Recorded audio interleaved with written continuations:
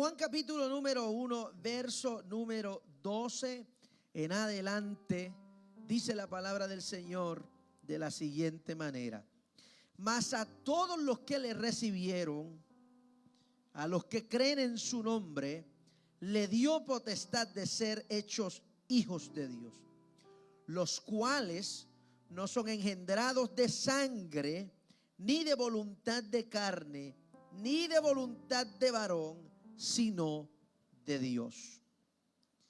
Y aquel verbo fue hecho carne y habitó entre nosotros, y vimos su gloria, gloria como del unigénito del Padre, lleno de gracia y de verdad.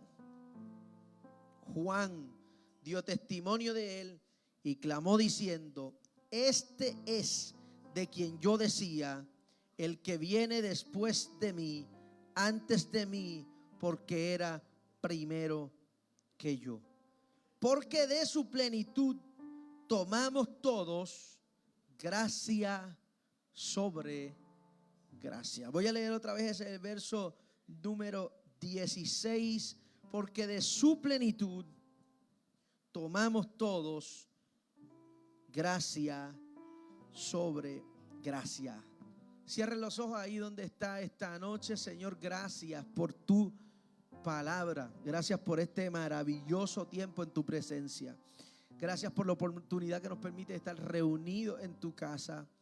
Permite que este tiempo en tu palabra seamos sanados, seamos restaurados, seamos cambiados, y nosotros, Señor, podamos entender aquello que tú estás hablando para nosotros en este tiempo y podamos caminar en la dirección de tu voluntad, para la gloria de tu nombre, en el nombre de Jesús. Amén. Amén. Continuamos ya por algunas semanas. Yo creo que es el sermón número 5, contando el del pastor Jonathan, hablando de esta nueva serie titulada Cultura del Reino. Yo sé que quizá dentro de la mente de muchos había una expectativa acerca de los tópicos de esta serie. Y honestamente estoy súper seguro que sus expectativas pueden ser cumplidas a lo largo de la serie, ¿no? Pero antes de entrar en lo que es quizá fundamental para hablar acerca de la cultura del reino, hay que hablar acerca de estas cosas que tienen que ver con las motivaciones, con esos deseos, esa intención de Dios para establecer su reino. ¿Sí? Cuando hablamos acerca del reino de Dios, estamos hablando acerca de la manera en la que la voluntad y los beneficios de Dios interrumpen la vida de los seres humanos.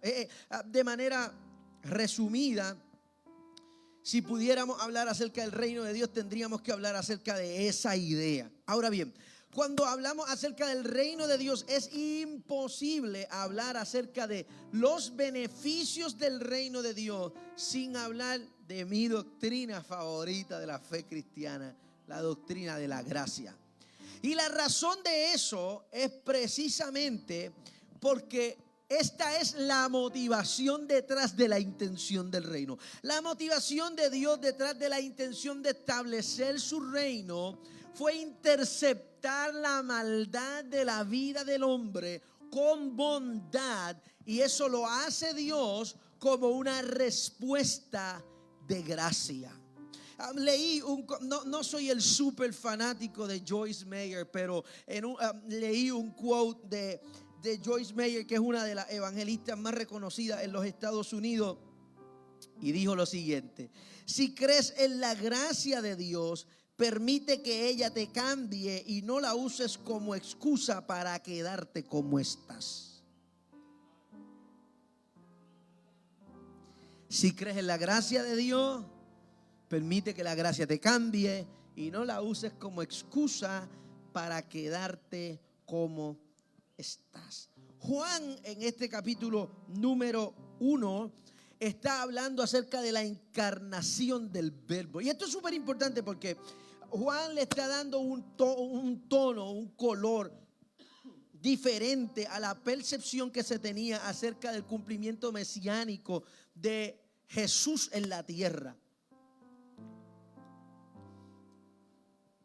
Y si usted mira con cuidado este capítulo número 1, se va a dar cuenta que Juan está hablando de Jesús acerca de Jesús como el verbo de Dios, pero la manera en la que Juan comienza a construir esta idea es definiendo no solamente quién es Jesús, sino cuál era la intención de esa encarnación. Y si mira con cuidado a partir del verso número 9 hasta el verso número 16, de manera explícita, Juan habla un poquito acerca de esa intención del verbo. Y para mí es importante porque aunque pareciera que es llover sobre mojado, y yo he hablado 100 veces acerca de la gracia de Dios en esta iglesia, yo considero que si hablara 1.000.000 de veces de la gracia no sería suficiente para entenderla. Porque cuando hablamos acerca de la gracia de Dios, no solamente estamos hablando del favor inmerecido, del don gratuito que se nos otorga por medio de la salvación. Estamos hablando de la gracia de Dios como una manifestación divina. ¿Sí? La gracia no es solamente un buen discurso dentro de la doctrina de la iglesia. La gracia es una de las manifestaciones más recurrentes de Dios.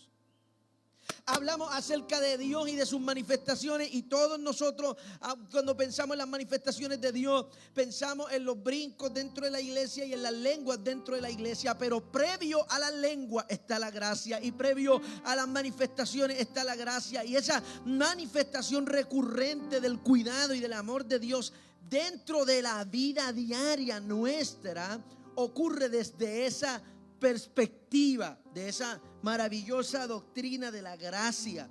Porque la gracia, señores, es igual al amor de Dios y es igual a la misericordia de Dios. Es la manera en la que Dios manifiesta estas dos cosas, el amor y su misericordia, teniendo Dios como juez justo la necesidad de considerar factores diferentes a la falta del hombre, porque obviamente si de falta se tratara, si de caído se tratara, nadie jamás sería digno o recibiría los beneficios de esa gracia. Lo que está haciendo Dios es que está tomando su amor y su misericordia y de manera intencional está manifestando esa gracia para llevarnos a nosotros a ser beneficiarios de la benevolencia divina. En otras palabras, si tuviera que explicarlo de otra manera y pudiera explicarlo con una sola frase, diría que nosotros somos víctimas de la gracia divina. Porque si el requisito para nosotros experimentar esa gracia es haber fracasado en la vida y ser victimizados por los procesos tormentuosos de la vida, pues entonces la victimización del proceso de mi vida me cualifica para vivir cubierto bajo la gracia de Dios. Ahora comencé a pensar, y aunque he hablado de la gracia de Dios, hay dos aspectos que voy a tocar en este sermón que no los había tocado antes. Y es, número uno, cuál es o cómo yo soy afectado por la gracia de Dios. O sea, esa la manera en la que yo soy afectado positivamente por los beneficios de la gracia de Dios. Creo que aunque hablamos mucho acerca de la gracia, la manera en la que esa gracia nos afecta, influencia el resto de las cosas que ocurren en nuestra vida, a veces no la conocemos de manera detallada. Y quiero que vayamos a la Biblia y quiero que me acompañe rápido a la carta del apóstol Pablo a los Romanos, al capítulo número 6.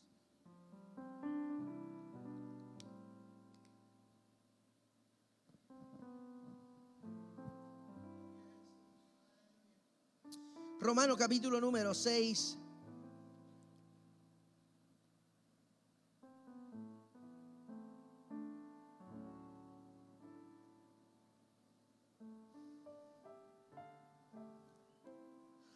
Ahora, mire con cuidado esta idea, porque el apóstol Pablo le escribe a los romanos hablando acerca de la efectividad de la obra de la redención. Bien, quiero explicar esto, porque esto es importante. La obra de la redención crea una manifestación dual hacia el hombre. Número uno, esa obra de la redención genera una muerte y al mismo tiempo produce una resurrección. ¿Sí? No podemos ignorar o no podemos minimizar la obra de esa redención, porque en la mente de muchos de nosotros solamente pensamos en el acto de la redención y cómo esa redención nos da resurrección para una vida eterna. Pero esto es bien importante, porque cuando el apóstol Pablo le escribe a los romanos, en el capítulo número 6, comienza hablando acerca de la muerte que produce para entonces generar una resurrección. Y el capítulo número 6 habla de la muerte al pecado. Note con cuidado, el tiempo no me va a dar para detallar el capítulo número 6. Pero a la muerte que se está refiriendo el apóstol Pablo en la carta a los romanos tiene que ver con la muerte al poder opresivo, controlador, el enseñoreamiento del pecado sobre la vida del hombre.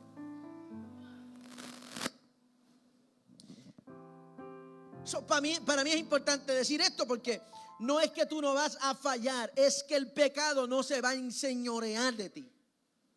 Porque por causa de la obra de la redención hay una obra redentora recurrente ocurriendo dentro de tu vida, y el Espíritu Santo te va a traer al arrepentimiento precisamente para que ese pecado no se enseñoree de ti, para que tú no vuelvas a ser esclavo del pecado. Esa es la obra de la redención. La obra de la redención nos libera de la esclavitud del pecado.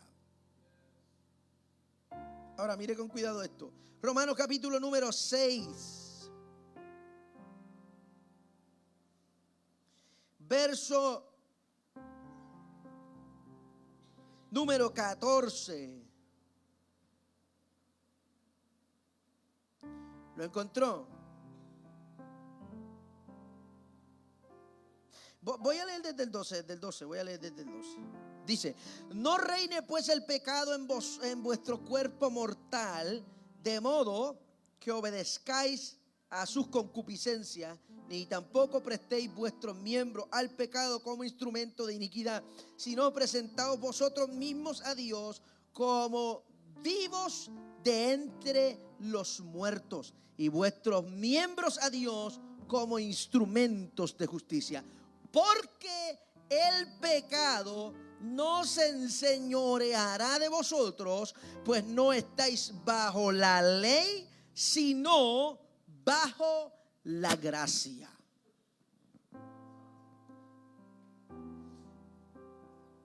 Esta idea para algunas personas es un poquito complicada, porque hay algunas personas que piensan que la obra de Dios es una obra dispensacional, que Dios tiene ciertas ventanas, ciertos momentos para manifestarse de ciertas maneras. Yo no comparto esa manera de pensar. Yo creo que la plenitud de Dios se ha manifestado de la misma manera desde el Antiguo hasta el Nuevo Testamento. Yo como pastor de esta iglesia y yo como estudioso de la palabra del Señor no puedo decir que yo soy dispensacionalista ni que creo en las dispensaciones. Yo creo en la gracia de Dios, que por encima de las temporadas del hombre se ha manifestado de la misma manera desde el huerto del Edén, señoras y señores, hasta la cruz del Calvario. Y de ahí no ha parado de manifestarse esa gracia recurrente, esa gracia lavadora, esa gracia liberadora. Y esto es importante para mí, porque el apóstol Pablo está explicando que como víctimas de la gracia de Dios, nosotros somos afectados por esa gracia porque hemos sido libertados. Esa libertad, escuche, no es un evento, es un estado. Reducir la obra de la gracia al evento de la liberación e ignorar el estado evento de la libertad es irresponsable. Yo no puedo decir que yo viví la gracia de Dios porque hubo un momento donde yo caí y el Señor me levantó. No. Yo tengo que decir que yo vivo en la gracia de Dios porque más allá del momento donde Dios me levantó, ¿alguien entiende lo que yo estoy hablando? Más allá del evento donde yo vi a Dios extendiendo su mano hacia mi vida, Él me hizo alguien libre y me llevó de una experiencia de libertad a una vida de libertad. Señores, la libertad no es un evento, la libertad es un estado.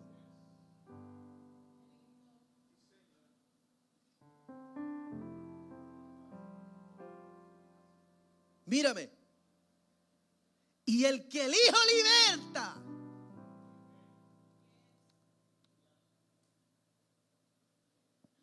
el acto de la libertad que ocurre como el resultado de la obra de gracia de Dios sobre la vida del hombre, no me devuelve jamás a la opresión del enemigo. Porque eso es lo que hace la salvación. La salvación lo que hace es preservar mi herencia. ¿Usted estuvo aquí? ¿Sí? ¿Escuchó mi último mensaje? Hay una herencia que ha sido preservada para mí. Intencionalmente Dios ha preservado mi herencia de salvación por el acto mismo de la salvación. ¿Cómo así, pastor? Pues así. Dios se asegura que esa salvación va a ser incorruptible porque Dios envía a Jesucristo a encarnarse, a hacerse ese verbo encarnado y siendo Dios mismo dentro de la experiencia expiatoria de la cruz. Eso es lo que garantiza que ese sacrificio no tiene que ser repetido. La Biblia dice que Jesucristo murió una vez y para siempre, explicando, señores, que el poder y la efectividad nos da ese lugar, nos da esa identidad, nos entrega ese estatus. Yo fui libertado y eso es suficiente. Dios no necesita vencer al diablo 3 veces, con una vez fue suficiente. Por eso yo vengo diciendo, desde que comencé a predicar esta serie, nosotros no vivimos una fe cristiana para obtener victorias. Nosotros vivimos una fe cristiana desde la idea de la obtención de la victoria. Dios no me está dando a mí herramientas para que yo tenga la victoria. Ya yo tengo la victoria por medio de la obra que Jesús hizo en la cruz del Calvario. Si hace 2000 años tú no podías, escúchame, si la sangre de Cristo no puede entregarte la victoria de antemano, tú no vas a tener victoria nunca. Si Cristo no pudo hace 2000 años, tú no vas a poder.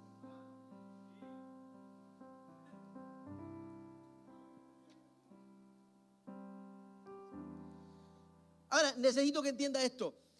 El resultado.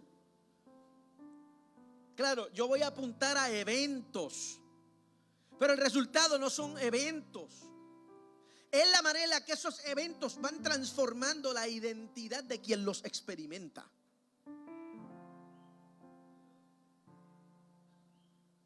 ¿Sí?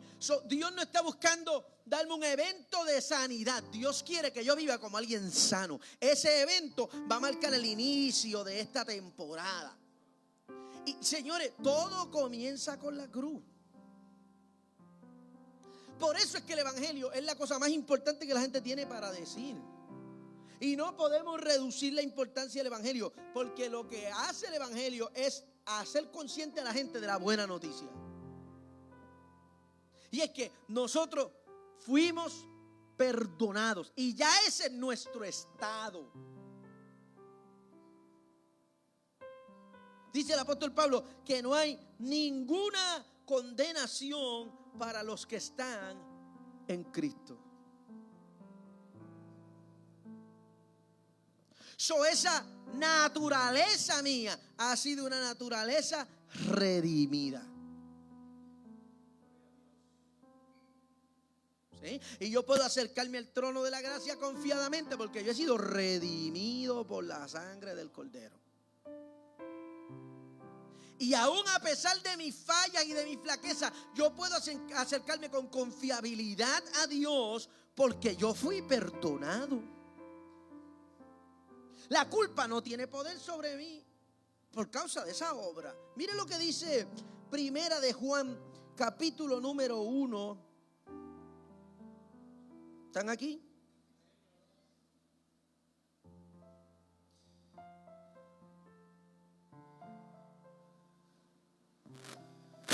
Primera de Juan, capítulo número 1.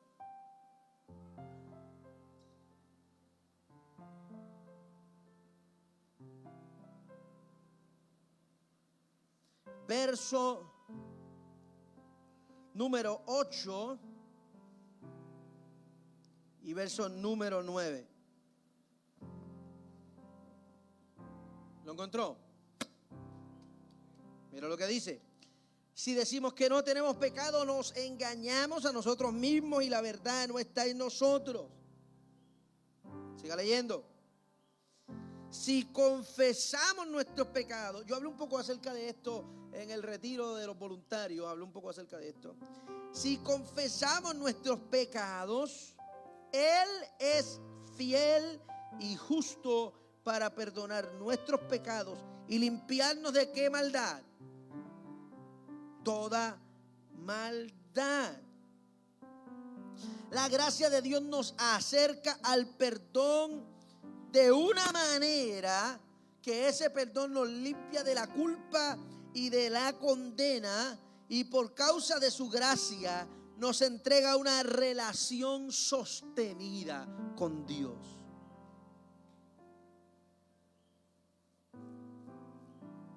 ¿Están aquí?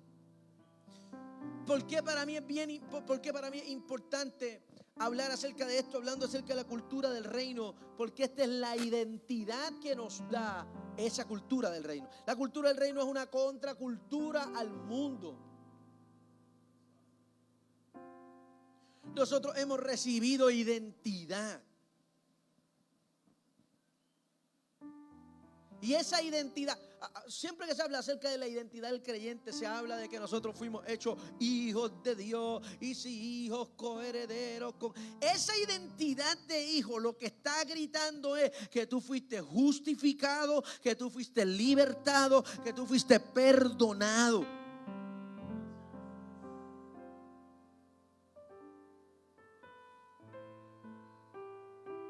Pero a nosotros se nos hace más fácil ver a Dios como jefe que como papá. Porque tenemos mentalidad de esclavo y el legalismo ha esclavizado.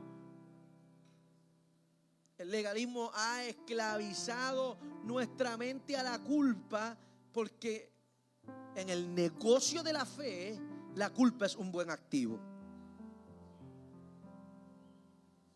Cuando la fe se vuelve un negocio, la culpa es un activo importante, porque con la culpa yo manipulo a la gente, con la culpa yo llevo a la gente a regresar otra vez, yo llevo a la gente a vivir una vida cíclica de dependencia espiritual.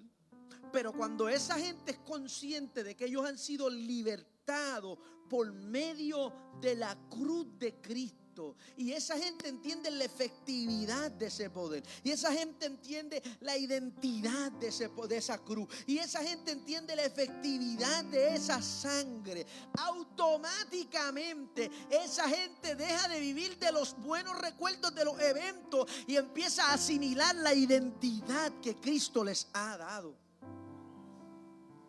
Quien tiene una buena identidad de gracia, cuando falla no se avergüenza para regresar.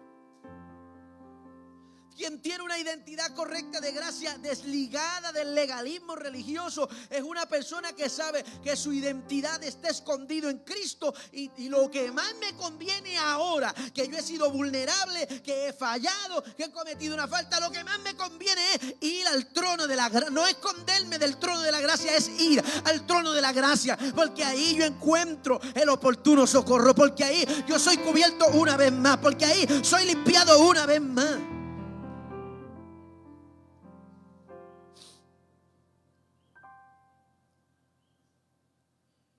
Número 3, nosotros somos fortalecidos y somos ayudados por la conciencia de la gracia. Fortalecidos y ayudados. Porque es bien importante, y yo soy reincidente hablando acerca de la gracia, porque creo que puedo predicarla aquí todos los domingos y no es suficiente para que la gente la entienda. Mírame, lo único que te va a dar fuerza para continuar es la conciencia de que tú no te lo mereces y Dios te lo dio por gracia. Porque la conciencia de condenación, al contrario, nos hace pensar en el desprecio y el rechazo de Dios por mi incapacidad humana. Yo puedo contemplar la ayuda de Dios. Hoy estaba grabando un podcast y estaba hablando con alguien acerca del poder del evangelio. Y grabando el podcast esta tarde yo decía, la gente no puede vivir la plenitud de Cristo porque la gente no entiende. Y no se lo hemos querido explicar a la gente porque no es conveniente. Pero la realidad es que nosotros somos ayudados por los misterios de la gracia de Dios. Mírame, Dios está tan intencionado en la obra de redención con la que Él invirtió a Cristo por ti, que Dios te va a ayudar por medio de su Espíritu Santo a que tú completes la obra.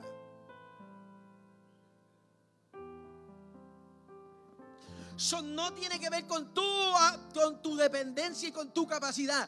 Dios está asegurando el resultado de tu vida, enviándote a su Espíritu Santo como tu ayudador, para que la obra no se quede a mitad, para que tú no te rindas en el medio, para que tú no des vuelta atrás. Yo estoy predicando mejor que eso. Usted tiene que adorar al Señor hoy. Dios está buscando que usted y yo seamos conscientes de la obra de la gracia de Dios, porque esa gracia no solamente me está haciendo consciente de que yo fui limpiado, esa gracia me está ayudando a decir algo Dios está haciendo conmigo, y Dios no va a empezar un trabajo para no terminarlo. Esa obra de la gracia me está fortaleciendo en mi hombre interior y me está ayudando.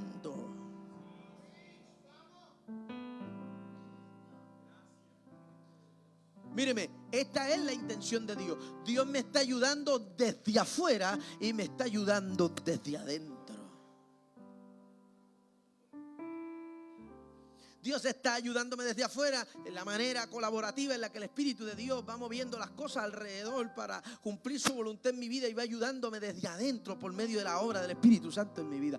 Mire si la intención de Dios es completar la obra que ha comenzado, que Dios me está ayudando desde afuera y me está ayudando desde adentro, con la intención de que yo siga la ruta de la voluntad de Dios.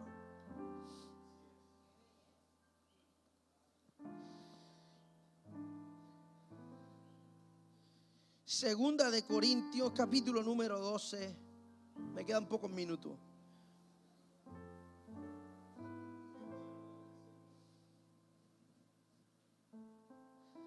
Segunda de Corintios, capítulo número 12.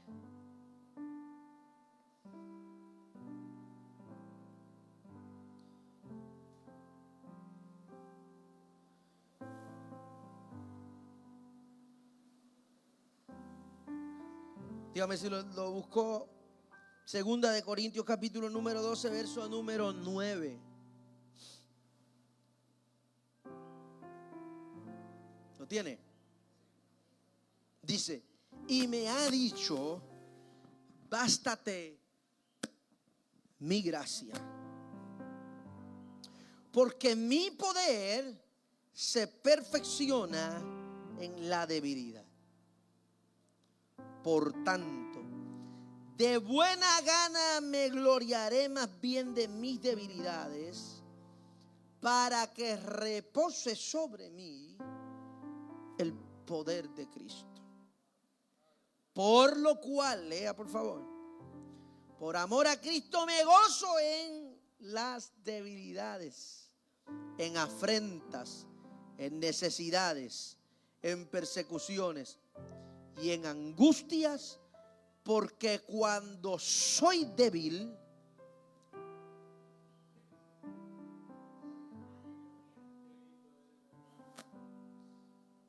esta es la intención de Dios de accesarnos, escuche, esta es la intención de Dios de accesarnos a una fuerza, a una autoridad inquebrantable. Solamente ocurre por la obra del Espíritu en la vida de nosotros. Mire la diferencia que hay de esto a la teología contemporánea de la iglesia común, donde buscamos que la gente esconda sus debilidades y sus faltas, donde fomentamos que la gente viva vidas hipócritas delante de los otros, donde nosotros animamos a la gente a mostrar lo perfecta que es su vida espiritual, porque esa es la verdadera obra de Dios.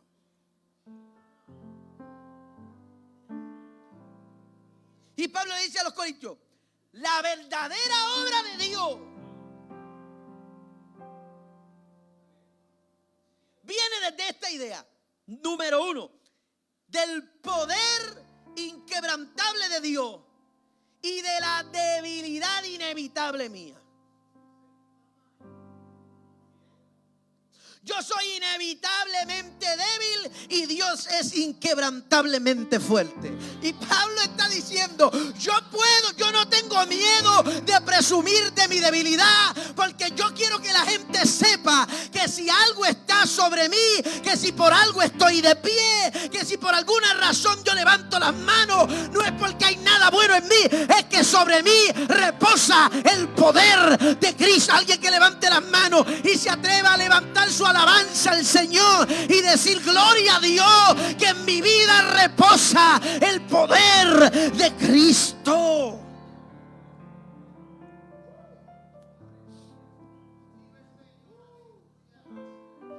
Mírame, esta verdad te libera de la opinión pública.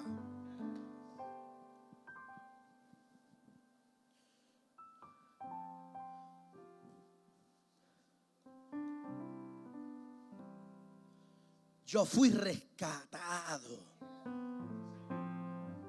Y la noticia de ese rescate a mí me lleva a poder presumir de mi debilidad.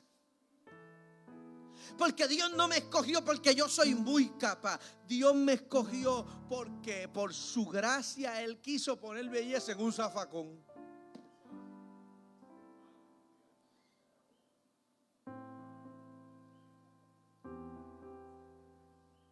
Libérese. Libérese de los rudimentos de la ley dentro de su cabeza.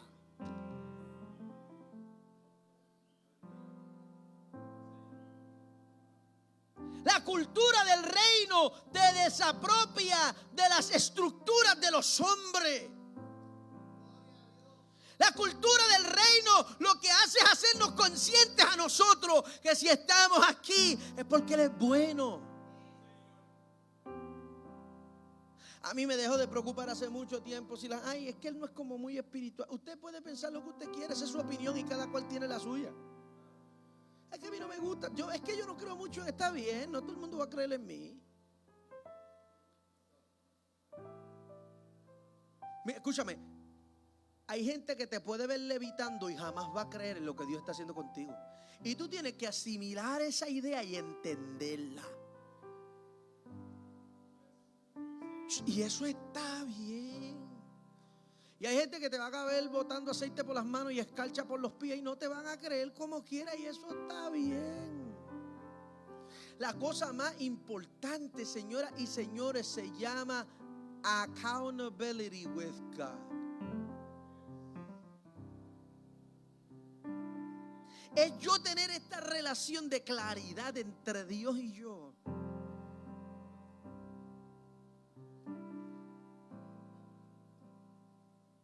Alguien me llamó en el día de ayer y me dijo en la tarde, pastor, yo te estoy llamando porque es que yo tuve a alguien que me llamó para decirme de ti. Ay, mira, yo cumplo, 21 años en el ministerio, 20 años en el ministerio. Mira,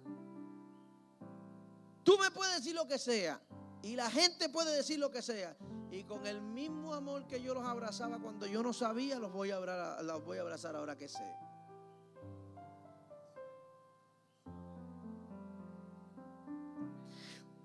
Porque yo estoy consciente que si yo estoy aquí, no es porque yo tengo una buena historia para presumir.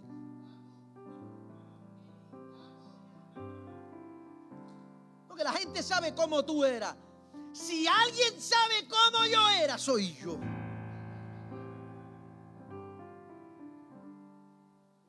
Lo religioso que yo era, lo hipócrita que yo era. Si alguien sabe de eso, soy yo.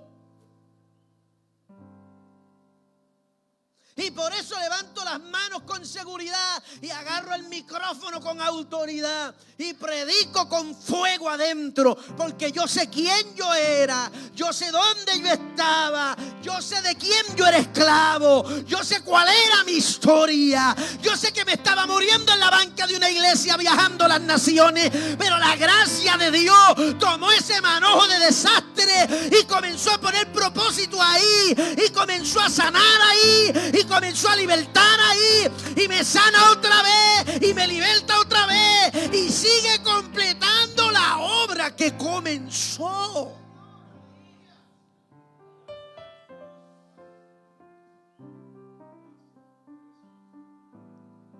Y esa idea me fortalece.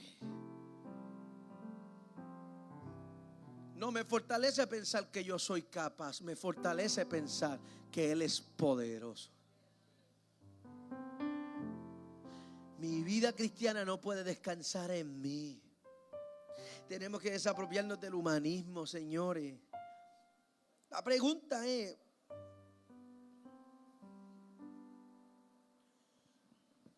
comencé a buscar llevar esto un poquito a lo práctico.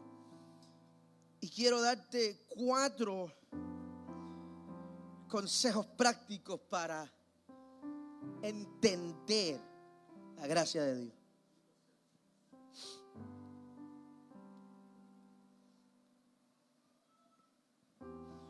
Jeremías capítulo número 29.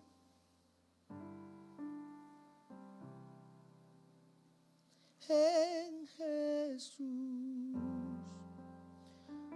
fuerte soy, solo Él mi roca es, sobre la tempestad Él es Rey.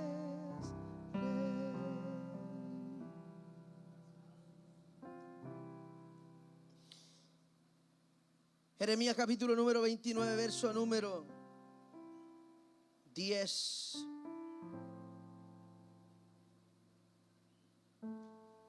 Al verso número 13. Mire lo que dice. Porque así dijo Jehová: cuando en Babilonia se cumplan los 70 años, yo los visitaré y despertaré sobre vosotros mi buena palabra, para hacerles volver a este lugar. Porque yo sé los pensamientos que tengo acerca de vosotros, dice Jehová, pensamientos de paz y no de mal, para daros el fin que esperáis. Entonces me invocaréis y vendréis y oraréis a mí, y yo oiré, y me buscaréis y me hallaréis, porque me buscaréis de todo vuestro corazón. Míreme, el profeta Jeremías está siendo usado por Dios. Escuche, está siendo usado por Dios para decirle a este pueblo cautivo en Babilonia que lo que le va a dar a ellos el resultado de ver cumplida la palabra de Dios es la conciencia que ha creado la vida que ellos han vivido. Y esa es la razón por la que ellos van a vivir buscando a Dios. Mírame, hay veces que no entendemos por qué Dios permite que vivamos momentos difíciles en la vida, pero esos momentos difíciles en la vida a veces son el combustible para nosotros mantenernos buscando a Dios. Y aunque eso es una frase complicada para mí, Yo creo que Dios es demasiado grande y tú lo puedes buscar a Él y Él puede buscarte a ti. Pueden estar por la eternidad tú buscándolo a Él y Él buscándote a ti.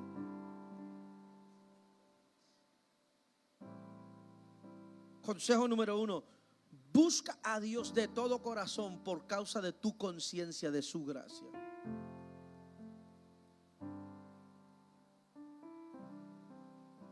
La motivación más grande para nosotros de buscar a Dios, la motivación más grande para buscar a Dios debe ser la conciencia que nosotros tenemos acerca de quién nosotros éramos. Número 2.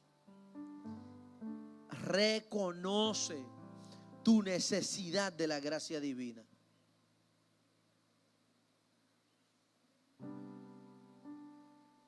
Reconoce cuánto tú necesitas que esa gracia te siga limpiando todo el tiempo. Romanos capítulo número 3.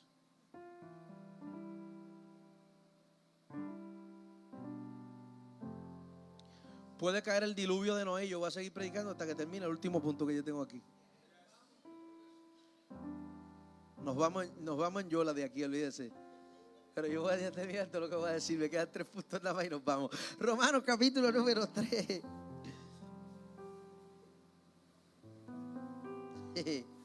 Verso número 23.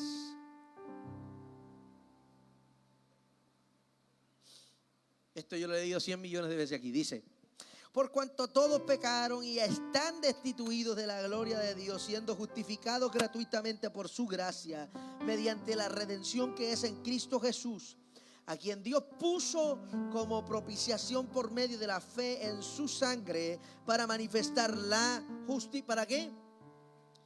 Para manifestar la justicia.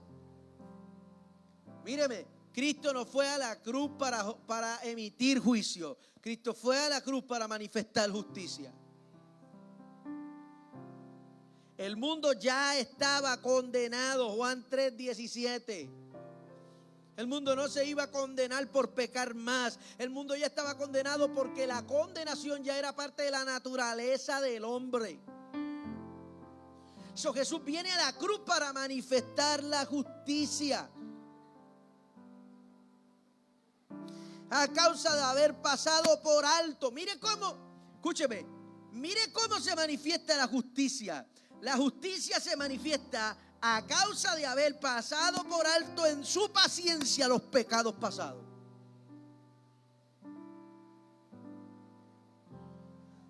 Dios manifiesta su justicia ignorando nuestros pecados pasados.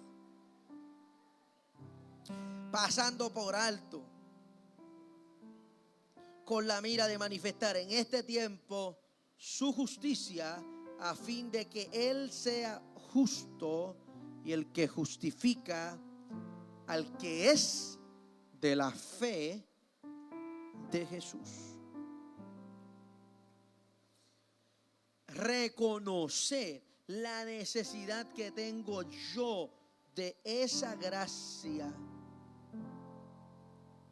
me lleva a vivir la plenitud de esa gracia. Cierro. ¿Cuál es una de las deficiencias más grandes dentro de nuestro discurso acerca de la gracia? ¿Cuál es?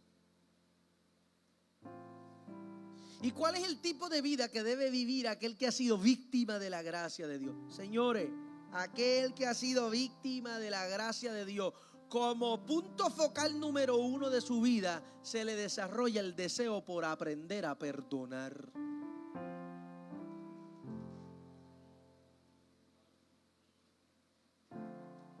Porque todo lo que hemos recibido de Dios, lo hemos recibido por gracia. Nosotros fuimos perdonados para ser justificados después. A nosotros nos cuesta tanto perdonar porque tenemos un sistema tan mundano dentro de la cabeza donde creemos que la gente obtiene el amor que se merece. Y eso tú quieres aplicarlo en todas las áreas de tu vida, menos en tu vida espiritual. Hello. Lo aplicamos en las relaciones. Como tú me trates, yo te trato. Como tú me hables, yo te hablo. No, yo no puedo ser amigo de él porque él no se lo merece. ¿Y qué te merecías tú? Tú merecías que te llevara el diablo. ¿Y Dios te dio lo que tú te merecías?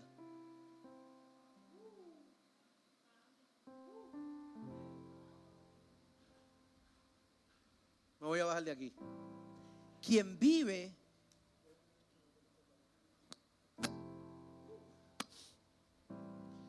una vida de gracia, quien entiende esa gracia, busca crecer en el ejercicio del perdón, porque el perdón es la única manera en la que yo doy por gracia lo que recibo por gracia. ¿Qué yo recibí por gracia? Perdón, amor, misericordia. Y estas cosas, señores, se reciben sin merecerlas. Pero qué duro es perdonar a alguien que tú crees que se merece tu repudio y tu ira. Mírame, cuando yo no puedo perdonar a alguien, yo estoy proclamando en mi vida de fe creerme merecedor de lo que he recibido de Dios. Pero cuando yo estoy consciente que lo que yo he recibido de Dios ha sido porque yo fui perdonado por Dios, yo comienzo a ejercitar vivir como alguien perdonado.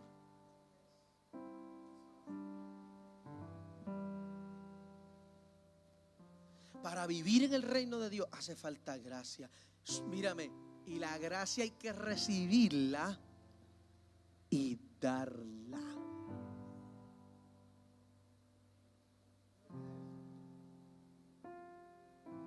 A que tú no amas a alguien que no te ama.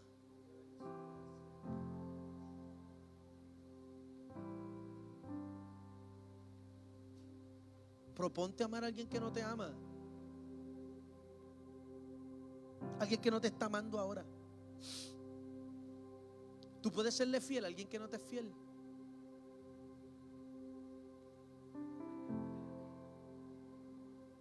No, yo no puedo. Pero tú quieres que Dios pueda.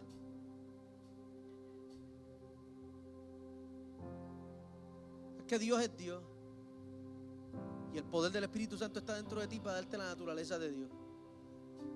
Y que las cosas que no se pueden producir por tu propia carne se produzcan por medio de la obra del Espíritu.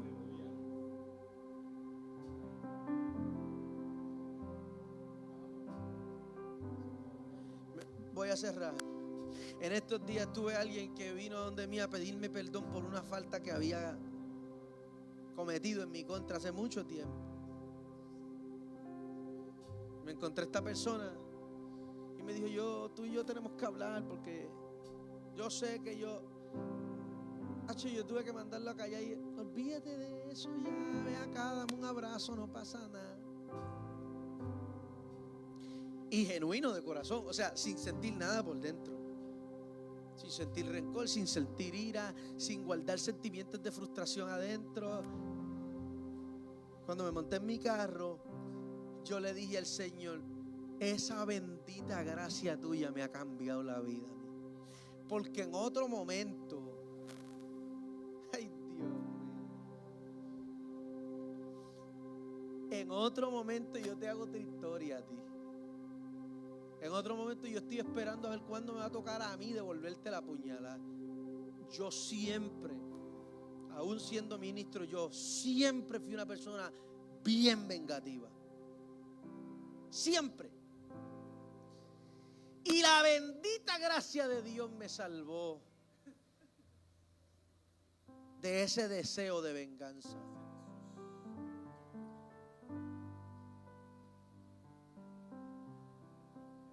Porque los designios de su gracia me hicieron pensar, y si Dios usara la misma vara con la que yo mido para medirme. Y si Dios me dijera a mí, ok José, como tú los perdones, así te voy a perdonar yo a ti.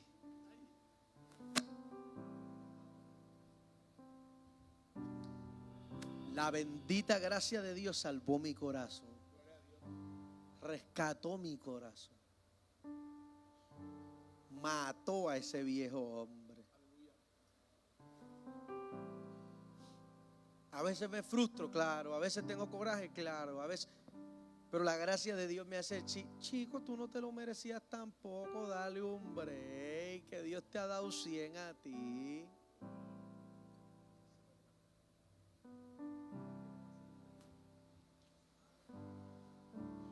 Reino, todo el mundo habla de reino y todo el mundo quiere pensar en carros y en casa. Esto es reino. Eso es reino. La cultura del reino de Dios es la manera en la que el reino de Dios influencia mi manera de manejarme, mi lenguaje, mi idioma, mi manera de vivir. Me voy. ¿Cómo se encuentra tu nivel de gracia? Si tuvieras que hacerlo sin que se lo merezcan, sin que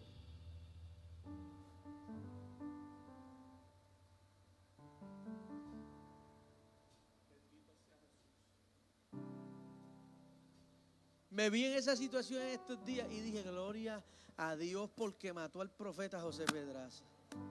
Y el que está viviendo en este cuerpo es el pastor José Pedraza.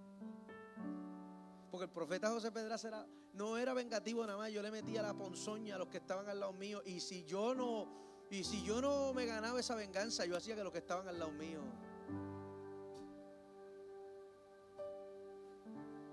Si yo no llego a ser predicador, yo no sé qué profesión yo hubiese ejercido en este mundo terrenal.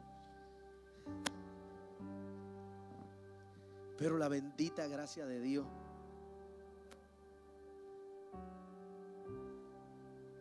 nos encanta experimentar la gracia, nos encanta entender la gracia, pero cuando nos toca darla, cierro. Dios está buscando que la cultura de su reino, que sus leyes de su reino influencien nuestra vida. ¿Tú puedes perdonar como perdonaría Dios? Tú podrías no tomar en cuenta las faltas pasadas. Porque eso es lo que yo acabo de leer ahí. Y cuando yo lo leo y es para ti, tú dices, ¡ay, gloria a Dios! Sí, amén, Señor. Tú no tomaste en cuenta. Y te atreves a no tomarle la falta pasada a alguien y no comprometer tu relación con esa persona por su falta. Eso es gracia. Mírame, hay personas con las que tú no te puedes relacionar, hay gente que te lastimó demasiado. Eso yo lo sé. Pero estoy hablando de esa gracia que dice, yo te perdono, no pasa nada. Hay algunos de nosotros que miramos la gracia de una manera tan incompleta. Decimos, yo no te deseo nada malo, yo deseo que todo lo que tú me has sembrado mal se te devuelva 10 veces por uno.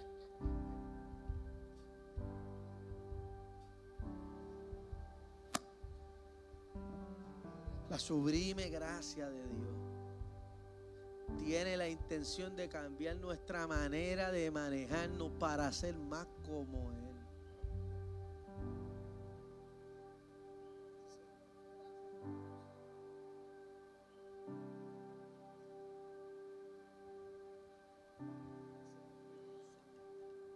Con los ojos cerrados y la cabeza inclinada.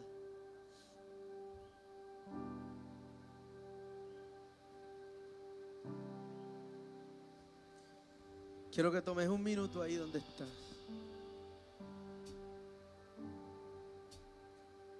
Y quiero que hagamos esta oración para cerrar con esta oración. Y entonces abrir el altar. Padre, en el nombre de Jesús, hoy oramos por los designios de tu gracia. Porque tu gracia nos ayude a recapturar nuestra esperanza. y nos ayude a vivir en la plenitud de tu obra en nuestra vida. Ayúdanos a manifestar esa gracia, ayúdanos a vivir esa gracia. No solamente entender esa gracia, a dar esa gracia. Y que de esa manera podamos ser más como tú, Señor. En el nombre de Jesús.